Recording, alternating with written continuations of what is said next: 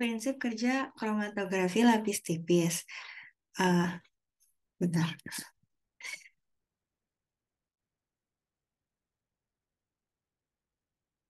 Melanjutkan pertemuan sebelumnya yang sudah kami bahas, pada hari ini kami akan membahas eh, prinsip kerja kromatografi lapis tipis.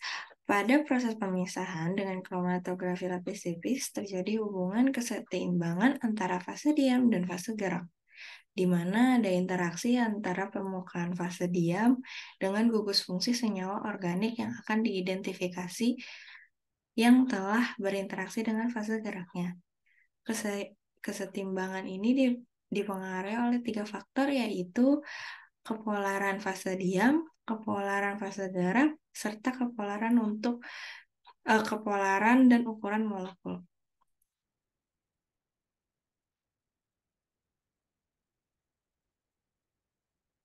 Mengidentifikasi senyawa-senyawa. Senyawa-senyawa pada suatu campuran bisa dapat diketahui dengan membandingkan bercak-bercak hasil pelaksanaan kromatografi yang dibuat dengan bercak-bercak hasil kromatografi yang sudah diketahui jenis senyawanya, dengan membandingkan posisi dan warna bercak senyawa pada pada plat KLT.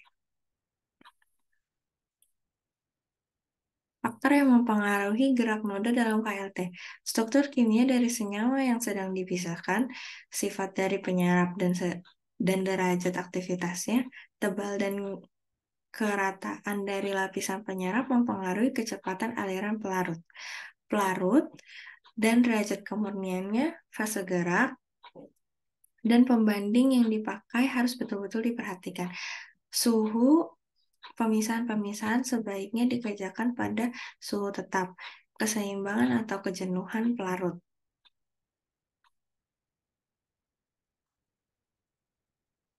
Kelebihan dan kekurangan dari kromatografi lapis tipis. Untuk kelebihannya, yang pertama ada waktu analisis yang singkat, deteksi yang sensitif, pemisahan yang lebih efisien.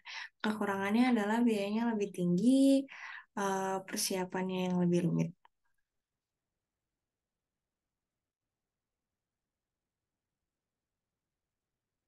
Selanjutnya, kromatografi itu ada kromatografi lapis tipis preparatif atau KLTP.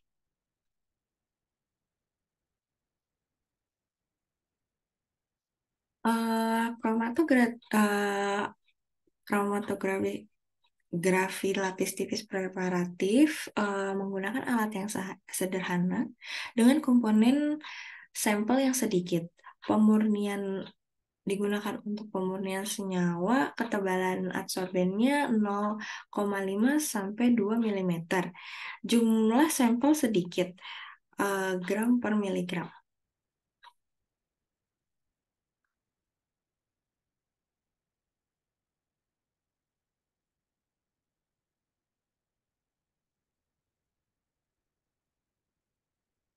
Untuk adsorben, silika gel, dan aluminium, ketebalan platnya 0,5 sampai 2 mm, ukuran platnya 20 kali 20 cm atau 20 kali 40 cm. Menggunakan plat jadi, vertiplaten, atau dibuat sendiri. Spreader. Penotolan sampel. Sampel dilarutkan dalam perlarut dengan konsentrasi sampel 5-10%, ditotolkan berupa pita sempit sesempit mungkin. Fase gerak. Pada fase geraknya pelarut binel, mis, hexet. Pelarutnya bisa menggunakan hexetil atau CHCl3, MEOH, atau dan lain-lain. Ditambahkan sedikit asam atau basa, eluasi dapat beberapa kali. Plat KL dengan plat KLT harus dikeringkan terlebih dahulu. Isolasi senyawa terpisah pada KLTP. Senyawa yang menyerap UV dideteksi dengan adsorben yang mengandung indikator fluoreskan. Senyawa tidak menyerap sinar UV dapat dideteksi dengan semprot plat KLT dengan reagen penampakan noda atau penambahan zat referen. Pita senyawa terpisah dikerak, diisolasi dari sorben dengan pelarut yang sesuai. Lalu yang terakhir disaring.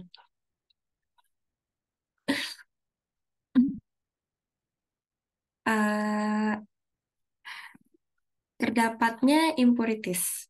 Makin polar pelarut yang digunakan, semakin banyak impurities yang ikut terisolasi. Impurities bisa dari silika gel, uh, alat, dan polyester. Disarankan untuk melakukan pemisahan impurities menggunakan kromatografi kolom kolom filtrasi gel dengan fase diam Sepadex LH20. Berikutnya kromatotron centrifugal thin layer kromatography.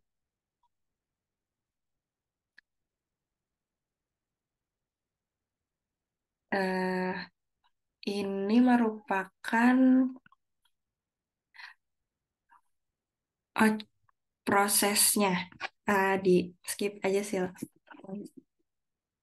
Nah, ini merupakan proses dari pemasangan dan hasil yang didapat dengan menggunakan metode kromatotron.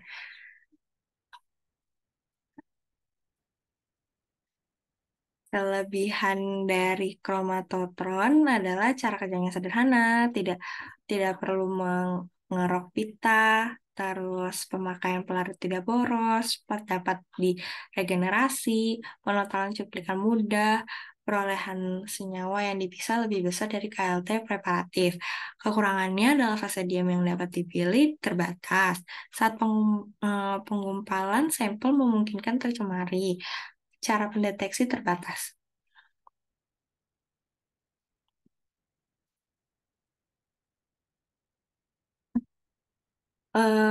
Kromatografi lapis tipis secara kromatotron atau bisa disebut KLT secara sentrifugal.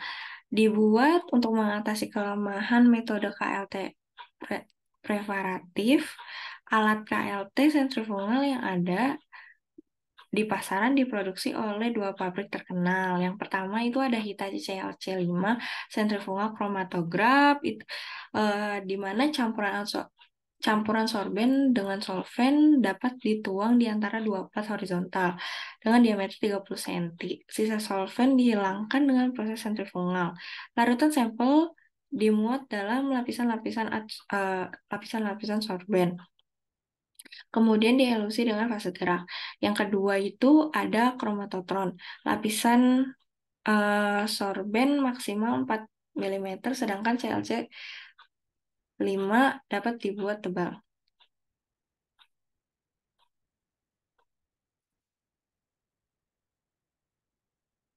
Teknis pelaksanaan kromatotron. Yang pertama, pemisahan di mana rotor pada posisi miring. Selanjutnya, untuk pembuatan sorben, plat ditempatkan pada cetakan yang ketebalannya dapat diatur. Sorben yang telah dicampur air atau seluri dituangkan ke cetakan dengan jarum yang dapat bergerak melingkar seperti jarum jam. Di permukaan sorben yang terbentuk dapat didatarkan. Selanjutnya, plat dengan sorben dapat diaktifkan dalam oven 105 derajat. Sorben digunakan silika gel GF254 dan dapat ditambahkan suatu binder. Lalu, plat ditempatkan pada sumbu rotor. Dibiarkan berotasi dengan kecepatan 800 rpm. Fase gerak dialirkan dengan pompa dengan flow rate 1-10 mili per menit. Fase gerak mengalir melalui fase diam dari tengah lingkaran menuju tepi lingkaran sorben. Sorben dibasahkan beberapa menit dengan fase gerak untuk menghilangkan impurities. Bagian atas alat ditutupi plat quartz yang tembus pandang, sehingga dapat diamati gerakan zona senyawa yang berwarna.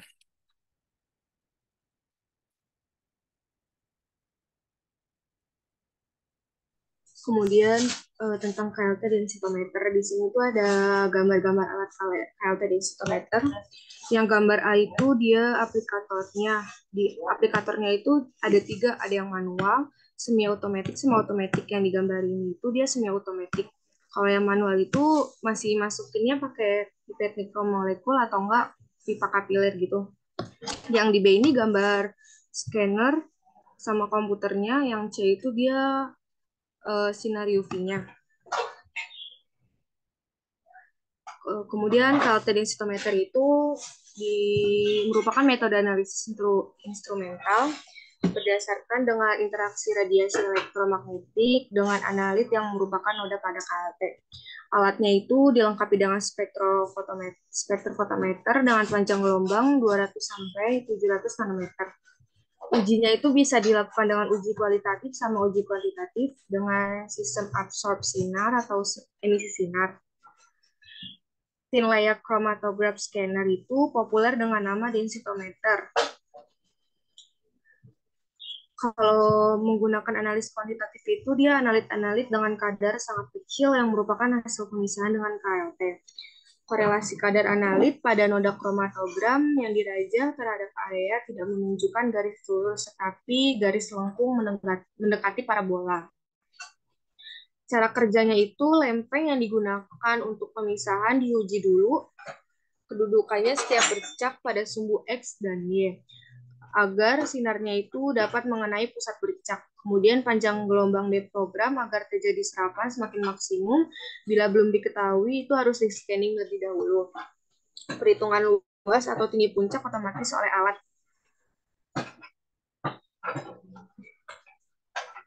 Kromatografi kolom itu dia melibatkan kolom berbentuk silinder atau tabung yang diisi dengan fase diam. Lalu sampel diinjeksi ke dalam kolom itu dan komponen-komponennya dipisahkan saat fase gerak melewati fase diam di dalam kolom. Alatnya itu ada tabung kaca, ukurannya itu sesuai kebutuhan. Biasanya itu ukurannya itu panjangnya itu 10 kali diameter tabung. Dilengkapi keran pada salah satu ujungnya. Adsorbennya itu bahan yang tidak larut dalam fase gerak, memiliki ukuran partikel yang seragam, dan ditempatkan dalam tabung kaca tersebut. Umumnya digunakan aluminium oksida sama silikon dioksida, sama wadah penampungnya. Kemudian kromatografi kolom. Ini ada gambar kromatografi kolomnya. Di gambarnya tuh kayak bentuk buret itu, sama di bawahnya tuh ada penampung buat hasilnya. Kemudian ada metode kering. Kalau ada metode kering sama metode basah. Kalau metode kering itu dia fase diamnya itu diisi di dalam si kolomnya itu langsung. Baru ditambahin sama si fase geraknya. Ini gambarannya. Jadi fase diamnya itu dimasukin ke kolom dulu, baru ditambahin pelarutnya.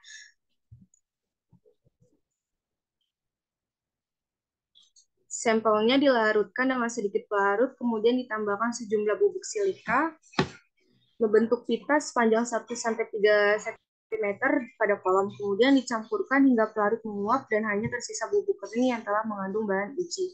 Lalu masukkan ke dalam kolom yang sudah di packing, kemudian tambahkan eluen, lalu mulai elusi. Kalau metode basah itu dia si fase diamnya itu dibasahi dulu sama si fase gerak, tapi di luar kolom sampai dia jadi bubur, baru dimasukkan ke dalam si kolom. Pencampurannya itu harus hati-hati supaya nggak muncul gelembung udara. Ini sampelnya dilarutin dulu pakai sedikit pelarut, lalu dimasukkan ke dalam kolom menggunakan pipet, kemudian tambahkan eluen, lalu mulai elusi. Ini ada metode basah.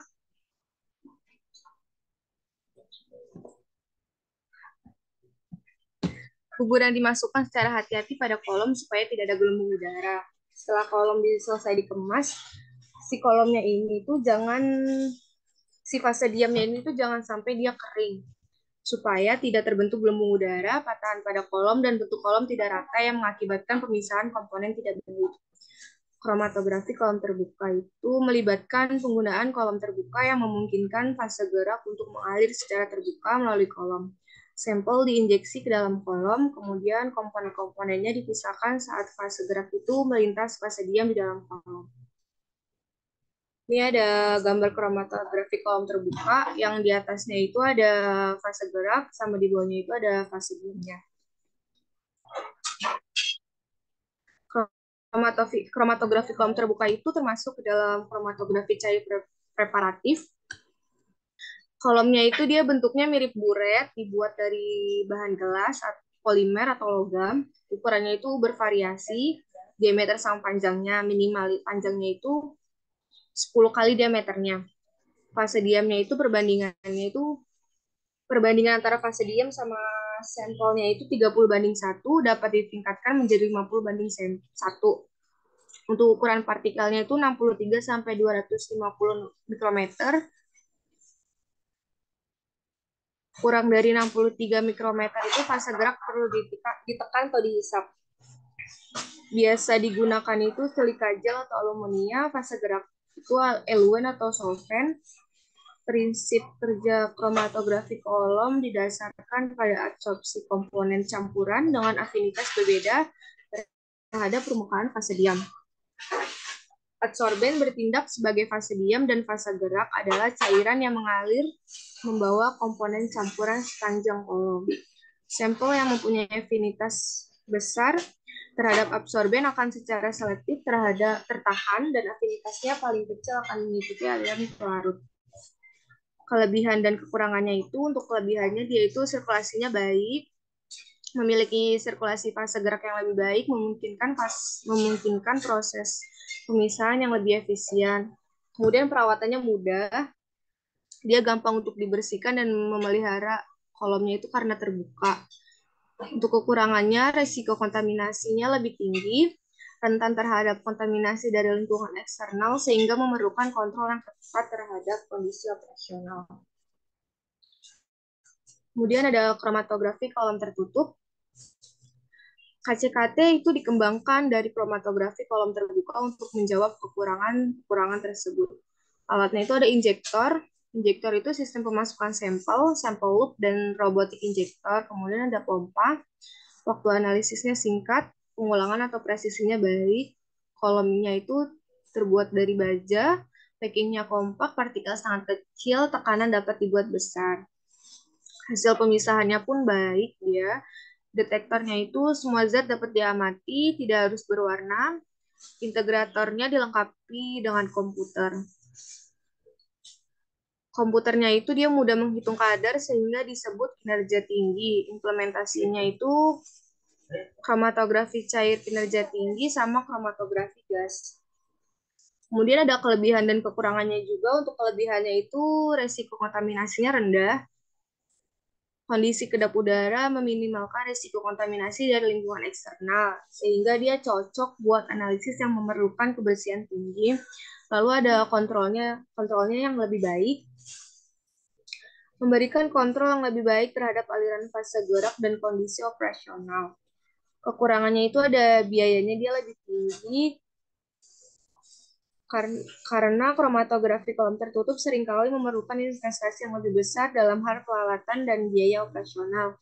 Lalu juga persiapannya dia lebih rumit. Hasil pemisahan kromatografi kolom itu dipengaruhi sama pemilihan fase diam dan fase gerak, pemilihan metode packing kolom, laju alir, panjang dan tinggi kolom. High Performance Liquid Chromatography atau HPLC itu dia pengembangan teknologi kromatografi kolom dengan penambahan detektor yang sangat peka dan sensitif terhadap senyawa yang dianalisis. Pemisahan senyawanya itu dia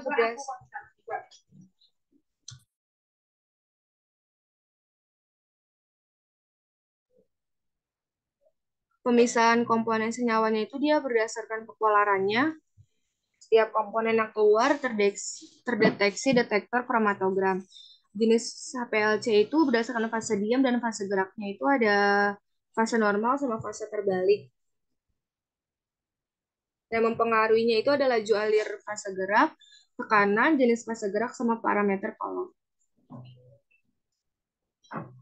Ada keunggulannya itu dia otomatis, resolusi tinggi, cepat dan efisien, reproduksibilitasnya sangat baik, preparasi sederhana. Kemudian kelemahannya itu dia mahal, masa kerjanya pendek, dan laju alirnya yang tinggi dibutuhkan biaya yang besar untuk pembagian dan pembuangan pelarut berkepurnian tinggi. Kemudian ada perbedaan antara KC-KC sama kolom biasa itu. Kolom dapat dipakai secara berulang dengan berbagai tipe fase diam tersedia di pasaran.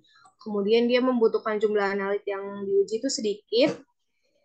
Analisisnya cepat karena fase gerak didorong oleh pompa dengan kecepatan aliran konstan, sehingga proses pemisahannya itu memberikan nilai yang presisi yang baik.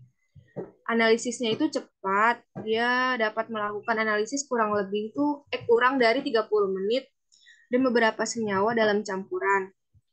Zat yang dipisahkan dapat dianalisis sesuai kebutuhannya. Misalnya dengan detektor UV, FIS, dan spektrofotometer massa, detektor konduktivitas, kemudian dapat diautomatisasi. Di sini ada contoh jurnal yang kita pakai itu dari Jurnal Pendidikan Informatika dan Sains volume 6 tahun 2017, judulnya itu Screening Fitokimia dan Analisis Kromatografi Lapis Tipis dari Ekstrak Etanol Buah Lerak atau Sapindus Rara. Metode yang digunakan itu kromatografi lapis tipis, alatnya itu ada blender Simplicia, Ayaka nomor 18, alat soklet berkesinambungan, cawan crucible, water bath, rotary evaporator, sendok stainless, oven, dexikator, timbangan analitik, gelas, petroleum ether, butanol, etanol, HCl, sama H2SO4, NH3, NaCl, kloroform, asam asetat, glasial, logam magnesium, reaksi Mayer, reaksi Wagner, reaksi Dragendruff, AlCl3, FeCl3, SbCl3, dan reaksi gelatin sama aseton.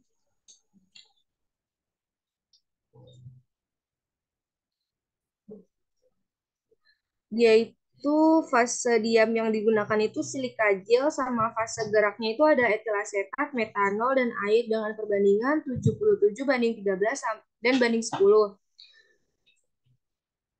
Penampakan bercak H2SO4 10% itu dalam metanol di bawah sinar. Kemudian chambernya itu dijenuhkan dulu dengan fase gerak selama 30 menit.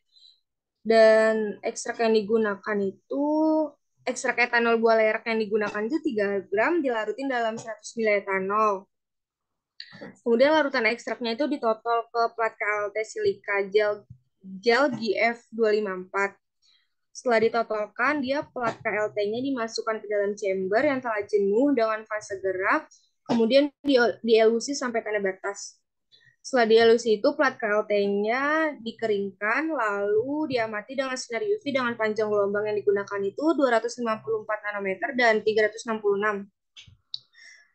Setelah di sinar UV, dia disemprotkan dengan penampakan bercak dan dilihat pada sinar tampak. Hasilnya itu yang didapat kromatografi lapis tipis dilakukan untuk melihat kromatogram dari ekstrak etanol buah lerak. Proses identifikasi dengan menggunakan KLT dapat terjadi karena adanya pemisahan sampel berdasarkan perbedaan kepolaran antara sampel dengan pelarut atau eluen yang digunakan. Eluen yang digunakan itu tadi si etil asetat sama metanol dan aqueous perbandingannya 77:13:10. Ini tuh ada hasilnya di gambar satu itu dia di sinar 254, di gambar 2 itu di sinar 366, kemudian di gambar 3 itu dia setelah disemprot. Ini penampakan bercak H2SO4 10% di dalam metanol di bawah sinar. Terima kasih. Oke, terima kasih untuk yang kromatografi. Ya, ya memang banyak banget yang materinya kromatografi dan semuanya sudah dipaparkan dengan baik. Tadi sudah sampai pada contoh, suara saya kelihatan, kedengeran nggak ya? Kedengaran, Pak? Kedengeran ya? Oke. Dan tadi sudah dicontohkan juga ada penelitian, hasil penelitian yang membuat kita jadi apa ya? Jadi ternyata memang KLT ini atau kromatografi ini luas untuk penggunaannya terutama dalam isolasi, kemudian juga sebagai analisis ya secara kualitatif maupun kuantitatif. Nah, mungkin teman-teman nanti untuk kromatografi ini saya akan mengingatkan Kak Silvi mungkin share screen-nya dicabut dulu biar saya bisa memberikan konklusi ya. Terima kasih. Sebentar ya. Nah, untuk kromatografi untuk kromatografi sebentar. Oke. Untuk kromatografi nanti yang teman-teman harus pahami adalah yang pertama. Nanti kromatografi itu seperti yang kita sudah bahas pada pertemuan sebelumnya bahwa dia memiliki beberapa fase. Ya, yang pertama adalah fase di mana fasenya adalah fase gerak dan fase diam. Kemudian nanti untuk teman-teman harus bisa membedakan fase diam itu seperti apa, kemudian fase gerak itu seperti apa. Dan kemudian prinsip daripada fase diam dan fase gerak itu apa sih gitu ya dari perbedaan antara dua fase tersebut. Nah, kemudian untuk berikutnya adalah pembagian daripada kromatografi. Pada kesempatan yang lalu, teman-teman kromatografi sudah memaparkan dengan sangat jelas bahwa kromatografi itu dibagi menjadi beberapa bagian. Kenapa pembagian itu dilakukan? Karena berdasarkan fase yang digunakan. Ya, kemarin kalau saya tidak salah ada fase yang menggunakan gas gitu ya. Kemudian yang kedua adalah fase yang menggunakan planar gitu ya. Baru yang berikutnya adalah yang menggunakan kolom sebagai fase diamnya.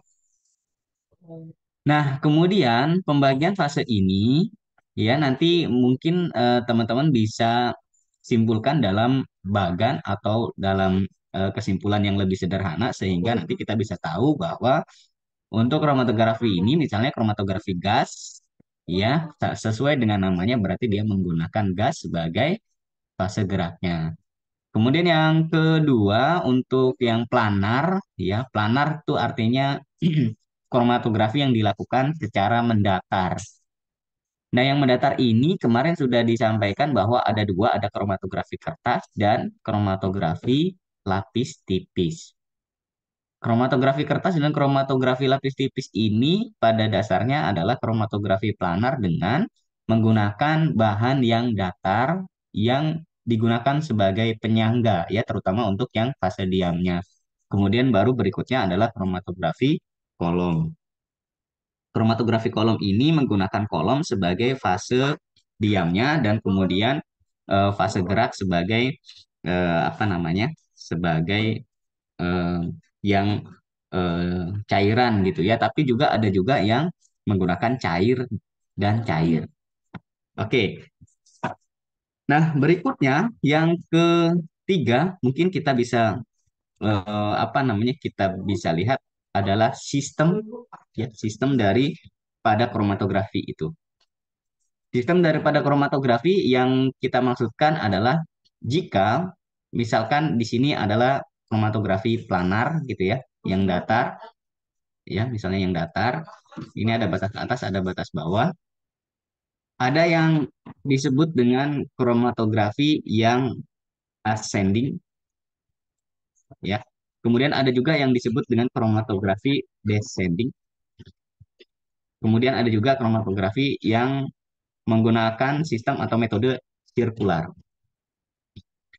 Bedanya apa? Bedanya untuk kromatografi ascending, ya artinya dia menggunakan sistem di mana memungkinkan untuk kromatografi itu bergerak melawan gaya gravitasi. Jadi misalnya di sini kita totolkan sebuah totolan, kemudian dia naik dengan adanya kapilaritas gitu ya. Dan kemudian nanti di sini akan diuraikan menjadi beberapa bagian lagi sesuai dengan eh, kepolaran pada zat yang digunakan sebagai fase gerak. Kemudian yang kedua adalah descending. Descending artinya kita menggunakan justru kebalikannya, gitu ya. Menggunakan em, gaya gravitasi gitu ya sebagai pembantu untuk menurunkan atau mengalirkan dari zat-zat tersebut menjadi beberapa bagian. Kromatografi yang disebut dengan kromatografi planar biasanya menggunakan metode ascending. Kenapa? Karena biasanya dia diletakkan pada sebuah chamber gitu ya, pada sebuah chamber yang sudah akan dijenuhkan ya sebelum digunakan. Kemudian nanti kita masukkan untuk platnya, kemudian nanti dia akan naik sesuai dengan kepolaran dari zat tersebut. Sedangkan kromatografi yang descending, ya, yang descending, biasanya ini menggunakan kromatografi kolom, ya, seperti yang tadi sudah disampaikan, ya, dia seperti ada buret, gitu ya. Kemudian nanti dia akan turun, baru nanti di sini ditampung, dipisahkan berdasarkan warna yang terbentuk, ya. Baru nanti setelah itu kita analisis satu persatu dari warna-warna tersebut. Sedangkan sirkular, ya tadi sudah disampaikan oleh teman kita, ya. Kalau nggak salah tadi sama Sarah, gitu ya. Misalnya pada kromatografi dengan kromatotron, centrifugal thin layer chromatography. Sebenarnya kita tahu bahwa gaya sentrifugal berkaitan dengan suatu gaya yang berhubungan dengan gerak pada suatu lingkaran. Gitu ya. Sekali lagi, sentrifugal adalah gaya yang berhubungan dengan suatu lingkaran atau sesuatu yang berputar. Sebagai contoh misalnya kita pada saat menaiki mobil, ya, menaiki mobil yang em, akan naik gunung gitu ya. Jadi misalnya ini adalah gunung, ya. Lalu kemudian pasti selalu jalur pendakian itu selalu seperti ini, ya. Nah, terus-terusan. Nah, di mana gaya sentrifugal ini, ya, adalah gaya yang biasanya dia geraknya menjauh gitu ya. Jadi maksud saya untuk yang kromatotron ini atau centrifugal thin layer chromatography sebagai contoh daripada kromatografi sirkular itu nanti bukan naik, ya, bukan seperti ascending, bukan seperti descending gitu ya, tetapi nanti dia memutar ke sebelah luar daripada lingkaran sebagai pusat dari titik noda itu sendiri gitu ya. Bisa dibayangkan kalau misalnya kita pernah melihat misalnya pada saat memutar CD di beberapa tahun yang lalu kan mungkin menggunakan VCD gitu ya, DVD ya, ataupun kalau kita kembali ke beberapa puluh tahun yang lalu memutar musik atau memutar video menggunakan piringan hitam gitu ya. Jadi nanti ada di situ pusat untuk em, penotolannya, kemudian nanti dia akan berputar terus. Ya, pada perputaran-perputaran ini maka akan diuraikan beberapa bentuk-bentuk warna yang seperti halnya pada ascending dan descending. Tetapi ini mendatar gitu ya, atau biasanya sirkular. Terus kemudian mungkin nanti teman-teman akan sedikit untuk bisa melihat ya daripada kromatografi kolom, ya kromatografi kolom yang tadi kita sudah bahas, terutama pada preparasi yang tadi sudah disampaikan ya oleh temennya. Preparasi ini ada preparasi kolomnya dan ada preparasi sampelnya. Preparasi kolom dan sampel itu menggunakan cara kering dan cara basah. Mungkin untuk cara basah teman-teman sudah biasa ya pada saat praktikum fitokimia. Nah, sedangkan yang kering itu berarti dia dimasukkan silika gelnya atau yang lainnya itu menggunakan ya kering gitu ya, tidak dibasahi terlebih dahulu. Kemudian cara preparasi ini ya nanti tolong dibuat atau apa namanya ya diperhatikan untuk nanti jika ditanyakan pada persoalan di ujian gitu. Kemudian kromatografi kolom ini tadi sudah disampaikan juga ternyata ada yang menggunakan sistem yang terbuka gitu ya, tetapi ada juga yang tertutup. Terbuka artinya pada suatu sistem itu memungkinkan untuk apa ya bisa dilihat gitulah ya, bisa secara mudahnya adalah seperti itu. Sedangkan tertutup adalah kolomnya menggunakan suatu apa ya ya chamber ya atau tempat khusus karena dia menggunakan chamber yang khusus. Misalnya contohnya tadi sudah ditentukan adalah KCKT gitu ya. Kromatografi cair kinerja tinggi. Nah, kromatografi cair kinerja tinggi ini ya mungkin karena dia menggunakan fase cair-cair gitu ya dan juga dia termasuk dalam kolom begitu juga mungkin gas dan yang lainnya, tetapi yang harus diperhatikan bahwa untuk kromatografi KCKT terutama itu dia karena sudah memiliki beberapa bagian detektor, kemudian juga beberapa bagian untuk bisa melihat gitu ya senyawa apa yang terkandung di dalamnya. Sungguh pun demikian, mungkin karena menggunakan teknologinya yang lumayan tinggi, tetapi eh, kerugiannya adalah membutuhkan harga yang tidak sedikit dan juga preparasinya yang sedikit mahal. Tetapi terutama keuntungannya adalah dia hasilnya dapat diketahui dengan cepat. Kromatografi kolom juga tadi sudah disampaikan satu lagi malah secara lengkap adalah kromatografi lapis tipis yang preparasi. Apa bedanya KLT sama KLTP gitu ya, kromatografi lapis tipis dan kromatografi lapis tipis yang preparatif. Pada intinya ya teman-teman, kalau kita membicarakan tentang KLT ya KLT, kalau membicarakan tentang KLT dan versus yang preparatif gitu ya, yang preparatif, tentu ini ada perbedaan mendasar di dalamnya. Maksudnya bagaimana? Kalau KLT biasanya dia hanya untuk pemisahan saja. Dalam hal ini KLT-nya bisa dilakukan untuk pemisahan beberapa zat. Tetapi kalau KLT-nya sudah diberikan preparasi atau preparatif di sini, ya, terutama nanti dia bisa digunakan langsung sebagai em, apa namanya bahan sebagai isolasi. Jadi kalau misalnya tadi kita sudah tahu misalnya menggunakan silika gel gitulah ya.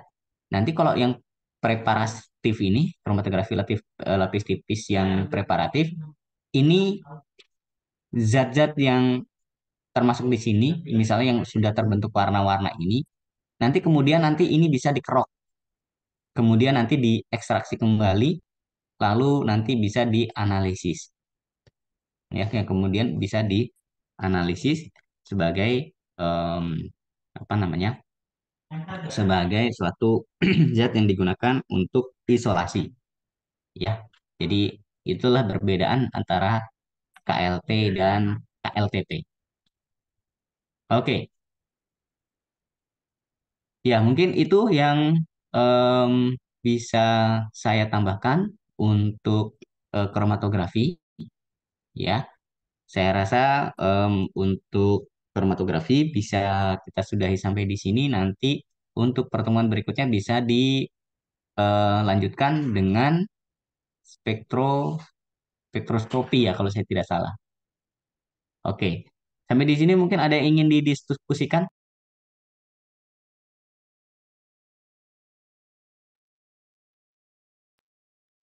Cukup? Oh, Pak. Cukup. Oke. Ada yang tidak hadir hari ini atau ada yang pindah di sore hari biar nggak usah disebut satu-satu. Hadir semua, Pak, sepertinya. Yang benar. Cuma saraf permata nggak masuk, Pak. Iya, Maksudnya kan Susi. sudah tidak yes kan? Gitu. Oke. Ada yang mau didiskusikan silakan. Silakan. Nggak ada? Nah, Bapak eh, nanti Bapak kirim ke kita materi dari Bapak juga kan ya, Pak? Buat apa? Buat apa? Buat dipelajari, Pak. Ah, paling nggak belajar paling ah. Oh, salah. Jangan. Untuk apa belajar? Oke lah kalau gitu. Ya nanti kalau misal itu kalau diperlukan nanti saya kirimkan deh. Via WA ya langsung ya nanti setelah ini deh saya kirimkan. Oke? Ya. Baik, Pak. Ada yang ingin didiskusikan kembali silakan. Cukup lah ya. Oke, baik. Baik kalau sudah cukup, terima kasih atas paparannya kromatografi ya. Mungkin ini yang panjang kemudian spektroskopi nanti tolong dibuat juga karena ini juga banyak. Ya, nanti mungkin kita bersambung di beberapa kesempatan. Terima kasih perhatiannya untuk pagi hari ini.